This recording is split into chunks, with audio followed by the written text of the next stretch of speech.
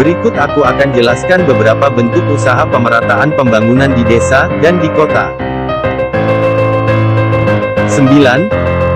Bentuk usaha pemerataan pembangunan di desa dan di kota. Yang pertama ada percepatan pembangunan secara optimal. Kamu harus tahu nih bahwa pembangunan secara optimal yang dimaksud ialah mendorong percepatan pembangunan dan pertumbuhan wilayah-wilayah strategis.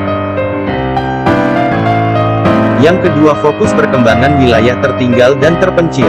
Ini bisa dilakukan meningkatkan keberpihakan untuk mengembangkan wilayah yang tertinggal dan terpencil.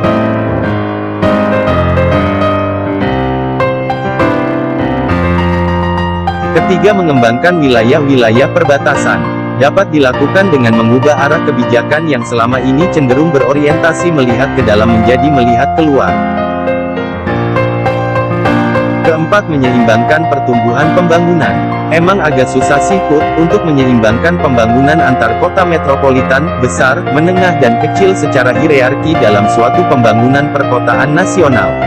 Namun pastinya pemerintah akan melakukan usaha terbaiknya agar bisa menyeimbangkan hal tersebut. Kelima, meningkatkan keterkaitan kegiatan ekonomi.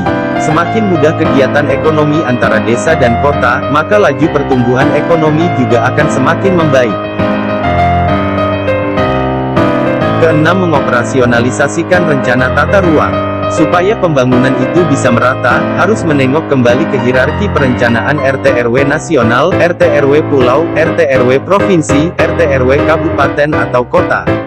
Ketujuh, pemerataan pemenuhan kebutuhan pokok masyarakat. Kedelapan, pemerataan kesempatan memperoleh pendidikan dan pelayanan kesehatan. Masih sering kita lihat banyak anak-anak yang belum menerima pendidikan yang layak. Selain itu, kalau kamu pergi ke suatu daerah yang jauh dari pusat kota, tentunya pelayanan kesehatannya belum memadai. Bisa teman-teman bayangkan jika ada seseorang yang sakit dan harus dirujuk ke pusat pelayanan kesehatan yang ada di kota. Butuh waktu dan semoga tidak terjadi hal-hal yang tidak diinginkan terhadap orang yang sakit tersebut ya.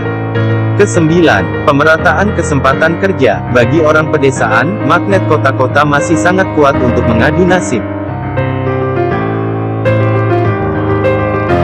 Itu dia beberapa bentuk usaha pemerataan pembangunan di desa dan di kota. Kamu paham kan Putri? Paham dong Asri, semua yang kamu jelasin sudah aku catat. Teman-teman juga sudah paham kan? Nah sekarang giliran kamu nih Put. Coba kamu jelasin ke teman-teman tentang dampak kesenjangan pembangunan. Oke Asri, jadi dampak kesenjangan pembangunan di kota yaitu, kota mengalami kepadatan penduduk yang semakin tinggi karena terbukanya kesempatan kerja di berbagai bidang. Dan dampak kesenjangan pembangunan di desa yaitu desa semakin kehilangan tenaga kerja di sektor pertanian, sehingga kondisi perekonomian di desa semakin rapuh. Alhamdulillah belajarnya selesai juga. Teman-teman jangan lupa dicatat ya materi tadi, biar bisa dipelajari kembali nanti. Nah teman-teman sampai sini dulu ya pembelajaran.